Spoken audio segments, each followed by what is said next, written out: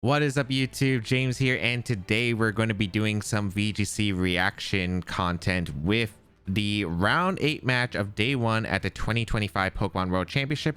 We have Wolfe Glick versus Marcus Dion, and this is for the winning in for day 2. Both players are currently 5-2 at the moment. There are 8 rounds in total. This is round 8, and the winner will advance to the day 2 while the loser is eliminated. So a very important match, and one I actually haven't watched yet because I ended up playing in the World Championship. If you don't know, I was 10th place at this World Championship, and I did play the final round, and I only got to caught the ending of this set. So I'm pretty curious to see how this went because I heard it was a really interesting set. We have Wolf, of course, one of the favorites in North America, versus Marcus Dion, who has been pretty much also dominating like the season. I think he was in like the top 8, or maybe it was top 16 of like championship points for this season. So let's see how it's going to go. Should be a good one.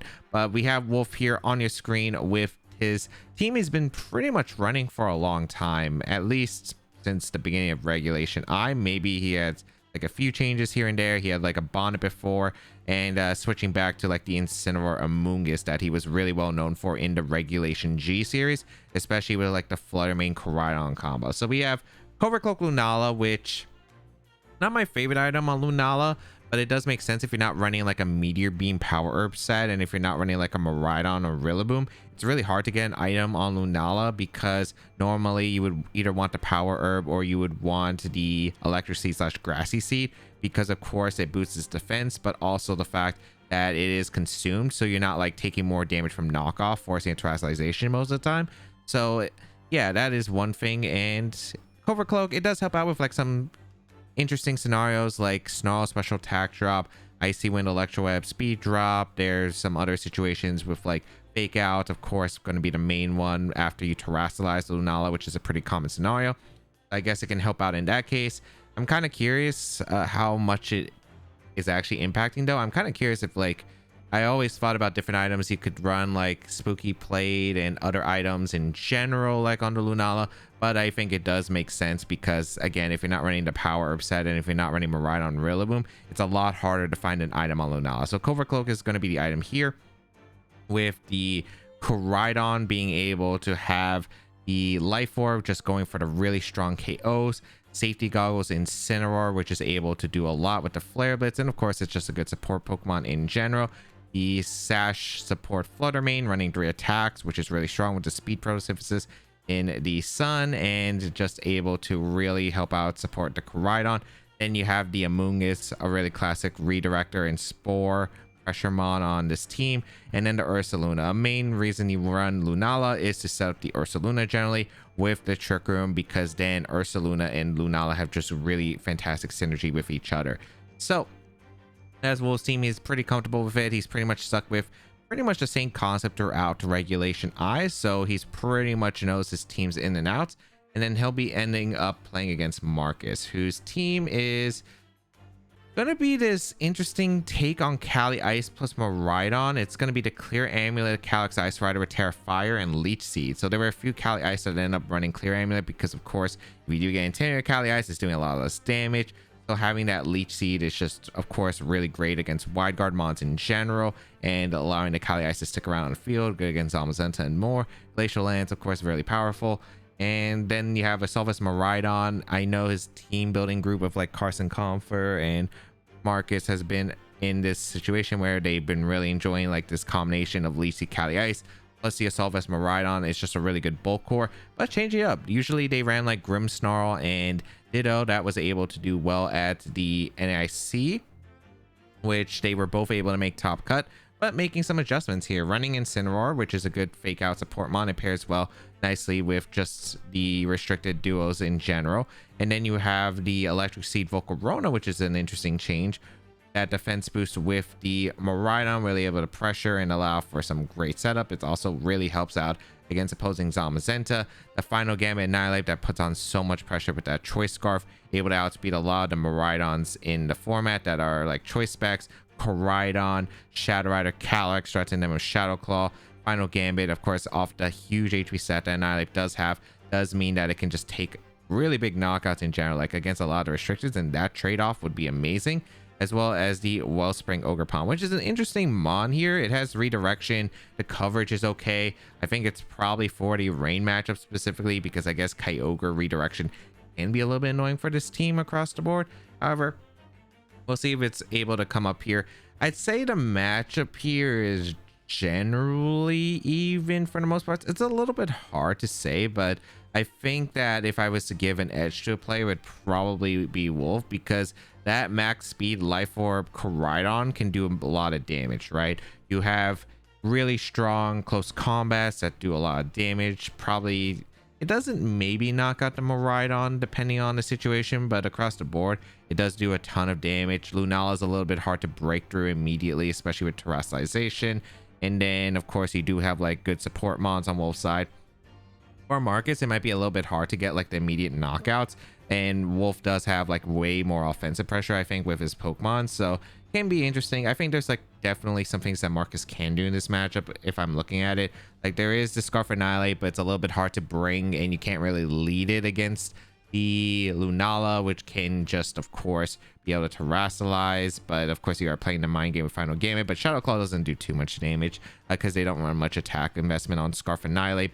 Volcarona could be interesting with Terra Fire, because that allows it to resist the fire attacks from the Koraidon in the sun. You do have to worry about close combat, so it can be a bit of a mind game there.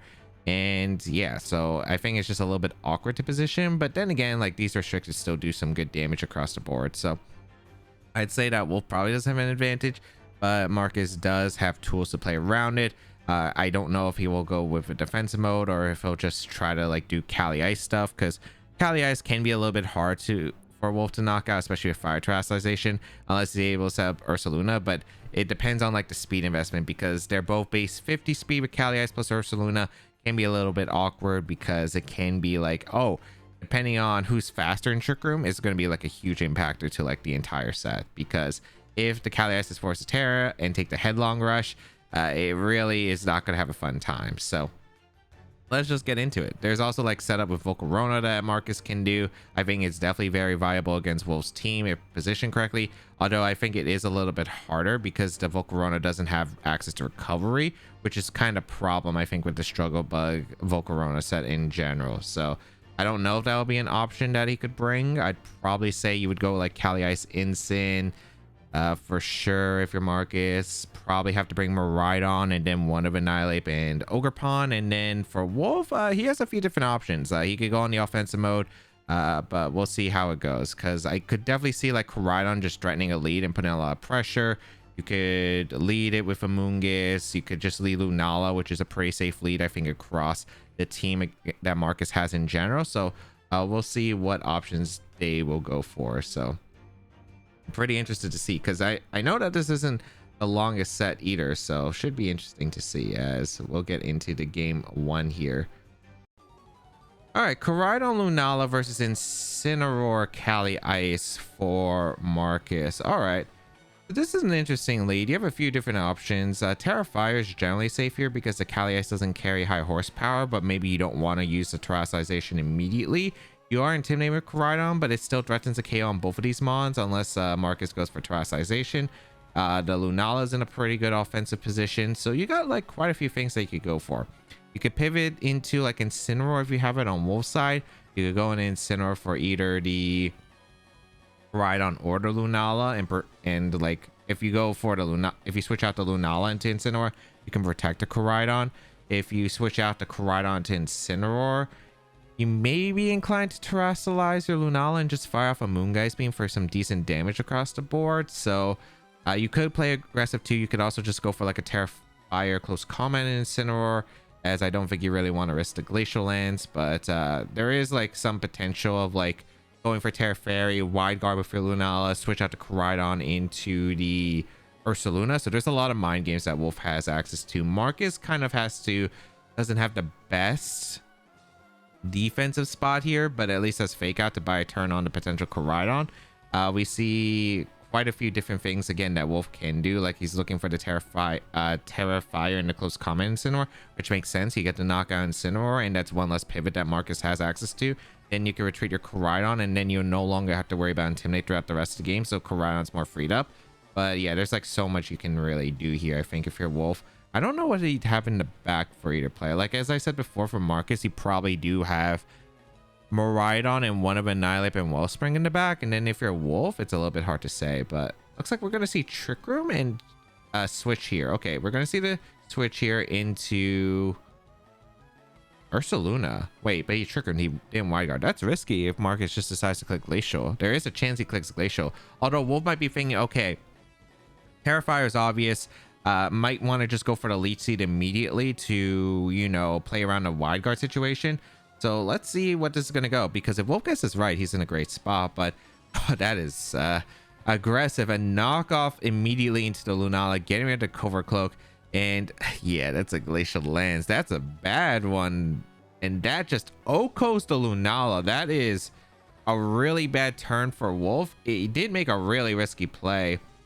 I guess maybe he was like too inclined on like, okay, Marcus won't click Glacial because again, the Terrifier plan, as well as the ability to go for the Protect and like anything else. So thought Leech Seed was more likely, but Marcus just going to go on the attack saying, hey, you know what, if you Wide Guard, you know, you waste a turn with the Lunala. And yeah, like of course, if he actually stuck with his turn one plan going for the close combat and it's in, or he actually just picked up the knockout, would have been a really good spot. But unfortunately, like, you know, there are just so many options that you have with this turn one, and Marcus just going straight forward with a more of a gamble, and like it pays off. Although yeah, because like that close combat could have been really deadly.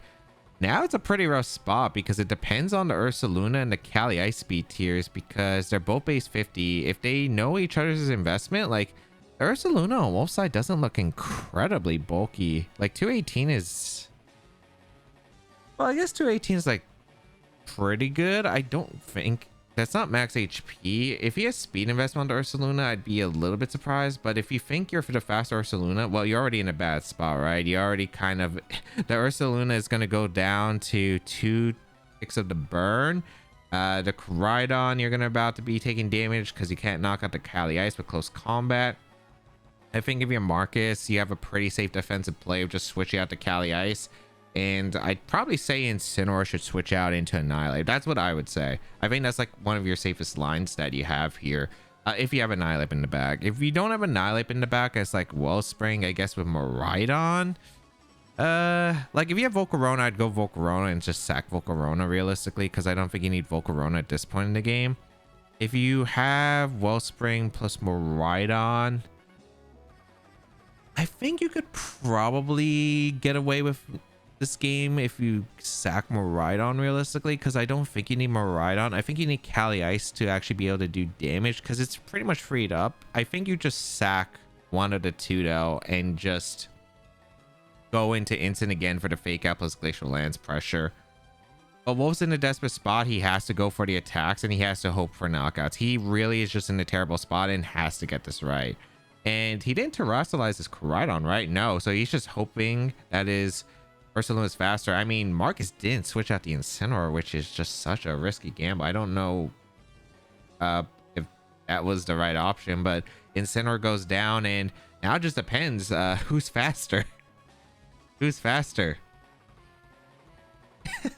It is the headlong rush, and you can tell by Marcus's face he is not happy about that one. And I don't know, I think if you're Marcus, you had no reason to let that happen. Like, what can Wolf do in that situation? He could get a KO on the right slot if you make the play that I mentioned before, switch out Protect.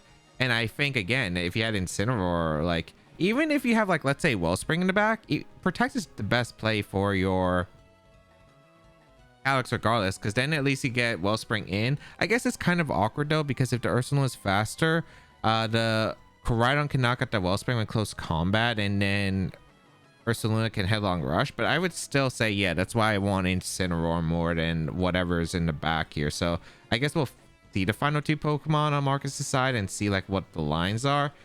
But I feel like if you had Ape, you should just went Ape.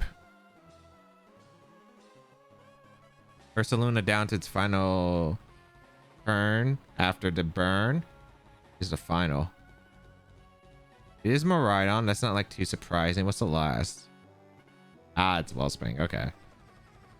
I mean, it's a little bit complicated, but I think at the end of the day, you just had, again, I think if I was Marcus, I'd probably have either have sacked one of these two in the bag. I actually think it is probably the Miraidon, because I don't think you need Miraidon based on like what Wolfe has remaining, because you got rid of the Lunala.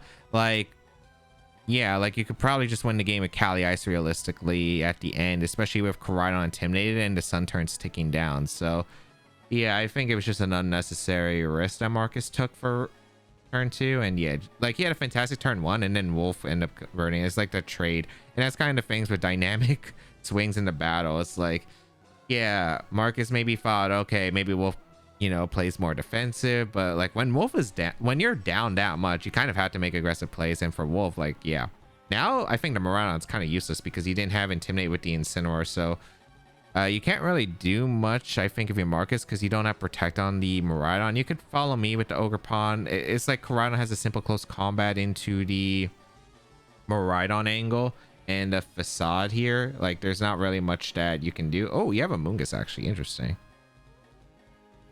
Okay, so Koraidon's going to retreat. Maybe just not wanting to risk it being max speed on the Miraidon, which is fair. Goes into Mungus. Aikisho comes out from Marcus's side. Is he actually max speed Miraidon? He might be. Takes the Draco. That makes sense. So Wolfe is able to take the Draco, which is nice. But the Facade is just going to KO the Miraidon. Yeah, like you always just get a free target in a Miraidon, and it does KO. So Marcus cannot win now. I guess Marcus was going for the like Wolfe's play of hoping that Wolfe would draw by going for close combat into the Wellspring. Because if you get rid of Wellspring, that means that Miraidon might be able, like, if Wolfe gets rid of Wellspring, like Marcus cannot win because like Wolfe just has too many Pokemon remaining. Although, yeah, because the follow me was a bit obvious, maybe you thought, okay, maybe you just hope that the target goes into Wellspring for some reason. But if you're Wolfe, you just always target the slot that can't protect. And now like Wolfe just guarantees to win here because you just go for close combat afterward. So Marcus kind of tried to go off a throw, but like Wolfe was not letting the thing happen. Again, I have no idea like what the Miraidon is. I'd assume like Assault Vest would run slow, but not risking the Timid, which makes sense. Absorbing the Draco Meteor. I think if Marcus just attacked though with Ivy Cudgel, I think the game is still very possible for Marcus. But yeah, now I think it's just guaranteed over at this point. Yeah, there's nothing he can do here. I think if Marcus went for Ivy Cudgel into Ursaluna is better. I think if you're max speed, you have to just go for a speed tie if you're Marcus. And if you're not max speed, I guess that's what his play was. Again, going for the throw. Because if close combat comes out on the Miraidon, he can't win anyway, right? So I think that was the idea that he had there. But yeah, now you can just do anything if you're Wolfe. Just close combat the Ogre Pawn, and Pollen Puff could go into either slot, doesn't really matter. But yeah, like Marcus cannot win. So a very interesting swing of turn 1 and turn 2. It looked really bad for Wolfe, but turn 2 he kind of made like he had to get back into the game somehow, and with an aggressive play, like he was forced into that situation. Marcus just, I don't know, decided not to. Well, I guess he decides, hey, I'm going to play aggressive. It did not work out well because it worked in turn 1, and maybe he thought, oh, I can make the same risk again in turn 2. It did not pay off. Like, I think he had a way safer line there, and unfortunately, he wasn't able to see it. I think if I'm Marcus and I'm not max speed Miraidon, I'm sacking a Miraidon there because the Miraidon doesn't do anything in the back, where Kali Ice next to Intimidate and Redirection probably just win the game with Glacial Lance, Trick Room, like, because Ursaluna's on a timer, it goes down in the next. Like, yeah, I just don't really see it. So I think that was something that Marcus did very much struggle into, but we'll see what he can do for game 2. But I don't think Wolfe's gonna let that happen again for the second match. I'll say adjustments wise, I probably see for Marcus, I'd probably have brought in, I think I'd bring Annihilate this time.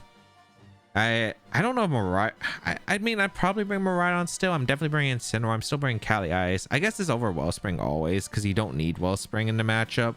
Like, it's just a very awkward Mon. But you got to make sure that Trick Room doesn't get up if Wolfe gets Trick Room up, and have Ursaluna healthy. So I think if you're Wolfe, you're happy you won. but I don't think you want to let that happen for game 2. But I don't know if he has like any crazy adjustments he can go for. Maybe he could lead Incineroar this time, but otherwise like Incineroar Lunala maybe. But Koraidon Lunala can also still put on a lot of offensive pressure. But let's see what's going to happen for this game 2. As yeah, I mean, should be interesting. Again, I think Marcus could have just won that game 1 pretty easily if he preserved resources. That's why you don't play too aggressive, but at least he found out important information that the Ursaluna most likely is faster than the Kalias, unless it's like some random speed tie, which it could be with these Pokemon. I kind of doubt it, but it potentially could be.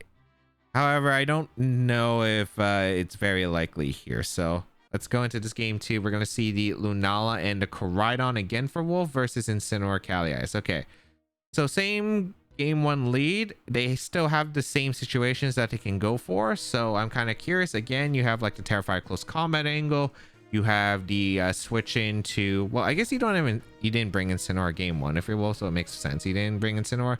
You could go for the wide guard close combat, which I think is like a much better play here, unless Marcus goes for like Terastallization with Incineroar, like a huge aggressive read. But even then, like, that's super risky. We're gonna see the Incineroar switch. If this is Annihilape, I like this play a lot by Marcus. I like this play a lot if you're Marcus. Yeah, a really good. And oh, he played aggressive with the Kalias. Like, here's the thing, I feel like Marcus, whenever I've seen him play, he's just a very read heavy player, and that can be great like in these situations, right? Like, he's able to catch Wolf, I think, on, let's see what happens through this turn. But yeah, like, this was a very read heavy play. He gets it right. He went for Elite Seed into Lunala too, so he gets like the turn 1 rights. But it's yeah, like, even if you aggressively read like what your opponent's going to do every turn, like, you could like, one of these breeds, if they go sour, can go really poorly. Like we saw in turn 2. It's why like you have to also utilize a mix of both positioning thing. But at least he's in a good spot. Now Annihilate threatens the final Gambit here. Also threatens Shadow Claw because the Lunala did lose its Shadow Shield. It will actually threaten Knockout. So now Wolf's in a really weird spot. And we see Amoonguss and Ursaluna again. This is a bit strange if you're Wolf. You could go for the Terra Fairy if you want to, but I don't know if you really want to waste it. I think you also don't have any switches to Glacial into the final Gambit. So maybe risking the, I don't know, this is tough. You have to call like what the Annihilate does, I think, for the most part. And he's going to play aggressive here, which is going to be Flare Blitz, which makes sense because the final Gambit into Protect is a little bit obvious. You could go for Wide Guard switch to Amoonguss, I suppose. That would actually be a pretty fair play, I think, if you're Wolf. Would probably be the safer one. But Wolf's up a game. He's willing to take an aggressive play and just hope that there is no final Gambit. So I think that makes sense because it's just more of a mind game call between a Shadow Claw and the final Gambit, right? So here comes the Terrifier on the Koraidon, and we don't see a Terastallization from Kalias. Again, a more aggressive play, but Shadow Claw KOs the Lunala. I don't know if the crit matters. Probably not, but I mean, Lunala is pretty bulky. It is 4 times effective though. Since there was no Terrifier, since Marcus went for more of aggressive play, this is going to be Flare Blitz KO to Kalias. And I don't know if I like that trade if you're Marcus, because now you're locked into Shadow Claw with the Annihilate, and you're kind of in a weird spot now where Shadow Claw doesn't knock out the Koraidon, and now Wolf gets a free switch. He can go into either slot, but Amoonguss makes sense here because you can redirect attacks straight away. And also, like, if you expect an electric move coming out into the Koraidon, what you could do is just switch out your Koraidon the next turn, go out into Ursaluna to absorb a potential Electro Drift and a Shadow Claw, and that would be a great spot for Wolf because he gets the free Flame Orb. Incineroar is going to come in, which makes sense too. What do you want to do if you're Wolf? I mean, you could also still do the Ursaluna play here. I mean, the worst case is if Marcus goes for another aggressive play, which is knockoff, but we'll see. We'll see. Wolf is opting to protect, to not risk. No, going for the Pollen Puff here, which makes sense because Marcus does it. I mean, Marcus does have taunt on the Amoonguss or taunt on the Incineroar, so he might be scared of potential taunt. So I think protect is also pretty fair. You don't have to worry about knockout, but we are going to see, yeah, that play definitely makes sense. And now it's going to retreat because you want to be able to switch up moves later in the game. That makes a lot of sense here. A Miraidon going to take the field, as we're going to see Ursaluna take the field as well. The thing is, though, that Marcus at least has Terastization, but the Terrastizations don't help too much, at least for Miraidon and Annihilate. The only one that really matters is going to be Incineroar to get rid of its weakness to its ground type attacks. And that's it. We see Terastization immediately from... Okay, so we see the immediate Terra Water, but I think this makes sense here too, because it also affected the close combat from the Koraidon, but it realistically is going to be your best Terastization here. Amoonguss is going to protect. I wonder if this is taunt from Marcus's side.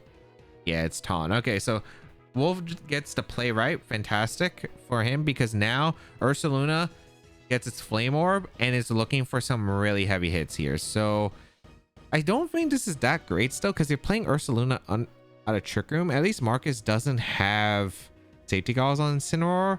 So Draco Meteor doesn't KO Amoonguss. You could Rage Powder here and just take a KO with Facade.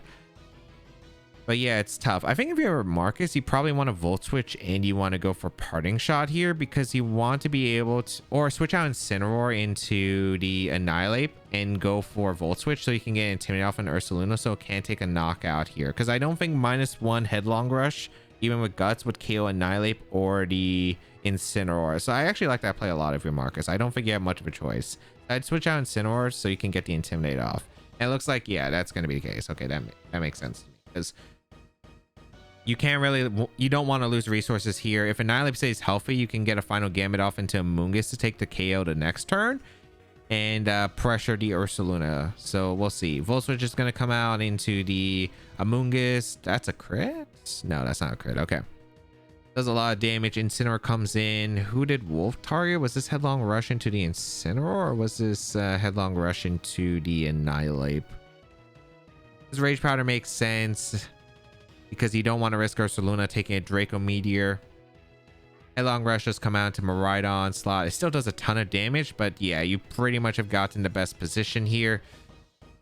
Now it's a bit awkward where there's the fake out pressure that Marcus is dealing, but he still can't threaten a knockout here, unless you want to fake out Amoonguss and go for close combat and Ursaluna, but that's such a risky play, because if Wolf just goes for a double protect, it's then you just get a free like Rage Powder again, and you're not worried about an Amoonguss getting knocked out this turn unless there's a final Gambit involved. But right now it's actually looking a little bit strange here for both players. We're going to see Annihilate retreat. That makes sense to me, to go into Miraidon, and then I'm assuming this is just fake out into Ursaluna to stall out a bit of burn and also threaten the Draco Meteor chip, which is pretty nice. So that makes sense to me.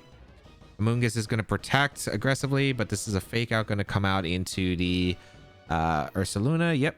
Okay.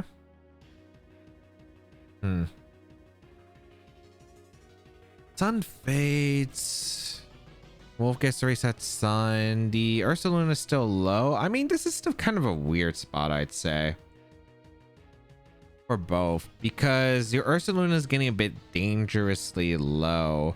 I think if I'm Marcus, I probably want to do the pivot again with Incineroar and the Annihilate, because I don't know if you can really afford to lose resources this early. I think you want to have Annihilate next to... I think if you get Annihilate next to Miraidon, you actually have a very good chance of winning. But yeah, this is super rough, I think. Because if you guess wrong, you're in a pretty rough spot. You could also go for Draco Meteor Parting Shot, and I guess that would actually work too. I actually like Draco Meteor Parting a lot, because I think Endgame Annihilate could clean up a close combat potentially. If you go for Draco Meteor KO into Amoonguss and you Parting Shot the Ursaluna to get in Annihilate, and then you have fake out close combat pressure. Yeah, I actually like that a lot. I like that a lot.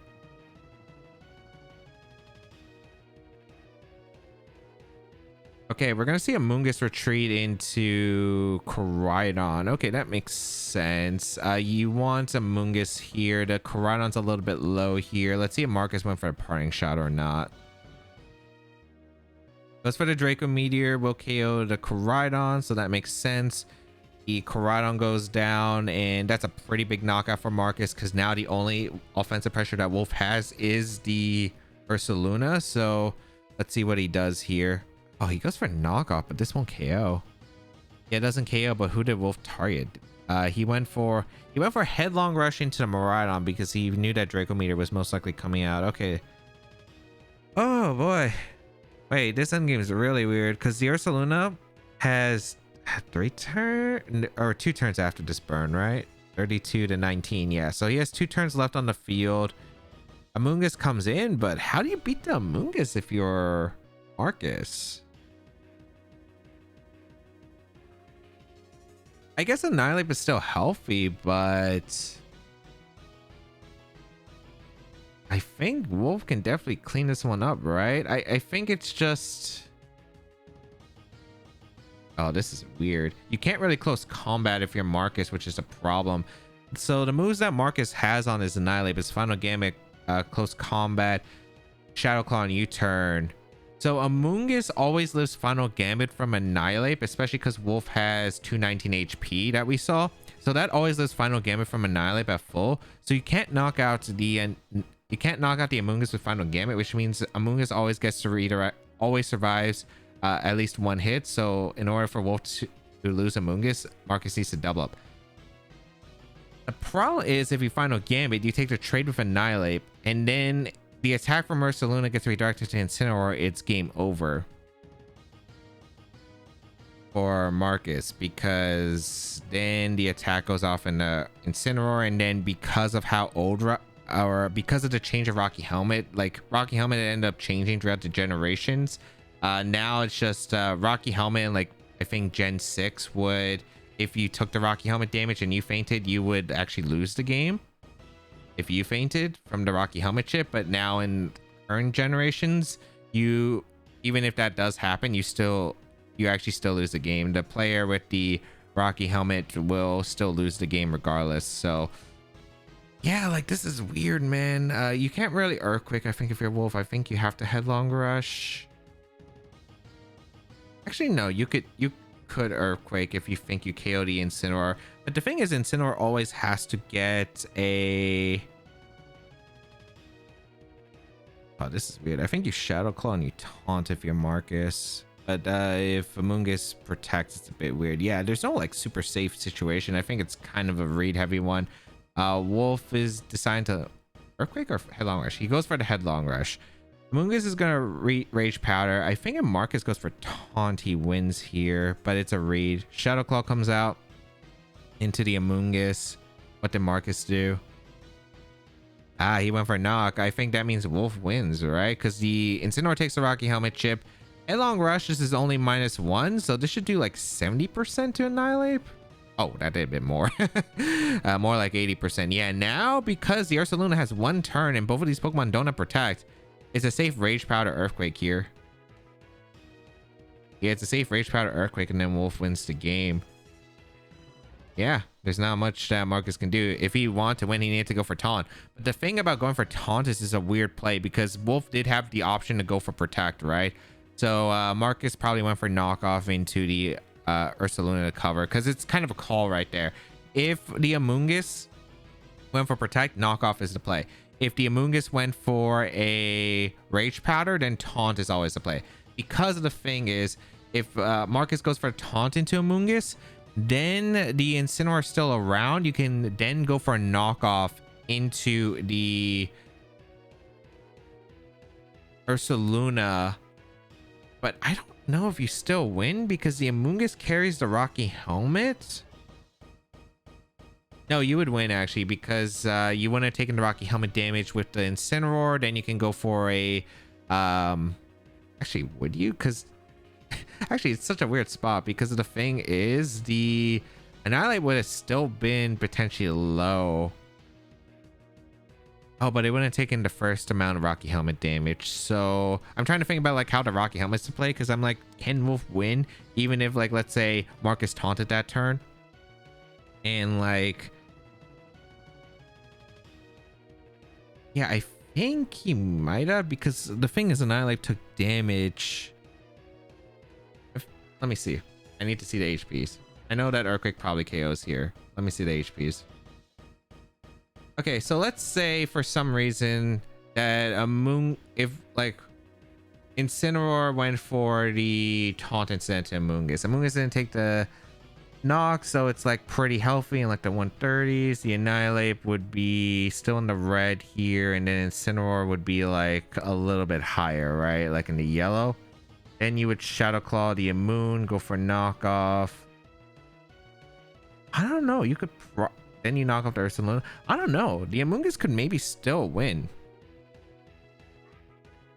I think the Amoonguss could still win because you can Pollen Puff the Incineroar, right? And it depends on how much Pollen Puff does. Because the thing is, Annihilate would have had to take 2 Rocky Helmet chips, which might have knocked out the Annihilate, which I think knocks out the Annihilate. And if Annihilate goes down on the Rocky Helmet chip, because you would have to go for 2 Shadow Claws in the Amoonguss, I guess... Oh, no, actually, no. If you're Marcus, then you make the play of Shadow Clawing the Ursaluna and knockoffing, because then you could go for... then you don't take the extra bit of chip damage. So it's like there's some weird things with Rocky Helmet that can actually screw up this interaction. But I think if Marcus makes the Shadow Claw into knockoff play in the Ursaluna the next turn, if he had taunted the Mungus here, I actually think he would have won based on HP as long as he like didn't just straight up Shadow Claw the Amoonguss. Yeah, I think that'd be correct. Because with taunt, Wolf wouldn't be able to redirect the Shadow Claw, which means he's forced to go for the Pollen Puff knockout. And because the Incineroar wouldn't have taken the Rocky Helmet, he would have survived 1 Pollen Puff. I don't think Crit Pollen Puff would have KO'd at like the yellow anyway. Then, yeah, I think he would have been. Then I think Marcus would have been in a fine spot. Granted, Mungus wouldn't have taken all this chip, but I think it would have been a pretty strong position for Marcus. But it's a really tough endgame to call here. Like this one was definitely a lot trickier, I think. But ends up with the Shadow Claw into the knockoff, and Amoonguss is able to live barely, but the Earthquake is able to get the double knockout. So really well played, I think, from Wolf, even though he was like pretty down, especially in the first game. Especially I think he was able to capitalize with a really aggressive play, and I think Marcus just kind of failed to keep the lead, because I think if he just preserved his lead, he would have probably won for the most part, because there wasn't really Wolf do to get back in the game, right? It's Ursaluna outside of Trick Room. Like, sure, there's a flame charge that Koraidon could do, but I don't think the flame charge really changes anything realistically, especially because the Koraidon was faster than everything in his team regardless. So yeah, I just feel like losing the Incineroar and risking the potential speed tie was just not worth it, I think, if you're Marcus. So that was game 1. And then game 2, this game's definitely a lot closer. I think Marcus had a really great turn 1. I think that it was just a little bit of mispositioning, especially towards the end game, where I think the protect and the taunt mind game is definitely just a tricky one in general. I just don't know if Marcus wins guaranteed with the taunt if he gets the play call. So like I think Wolf gave himself the best odds there in order to have a good chance of sealing up this win.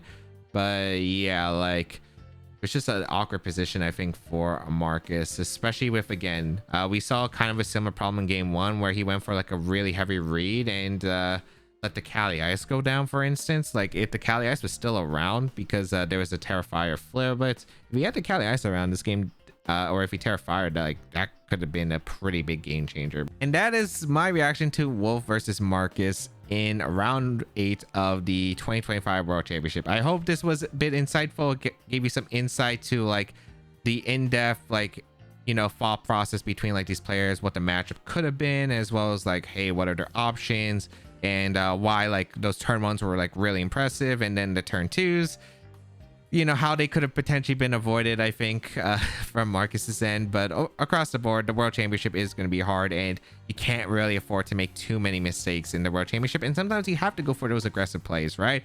And sometimes it will pay off really well. And then sometimes, as we can see, it's like Icarus. You fly too close to the sun, your wings will get burned. And I feel like that was kind of Marcus. He was flying high after those turn 1s, and then those turn 2s. I think he went too close to the sun. However, hope you enjoyed this super in-depth analysis of the set. Let me know if you would like to see more sets that I would potentially react to, and if you even enjoy these, let me know in the comments down below. It especially helps out, especially for a new channel that we're testing on. So make sure you let me know all your thoughts down below in the comments, and of course subscribe to the channel and my main channel for more VGC content as always.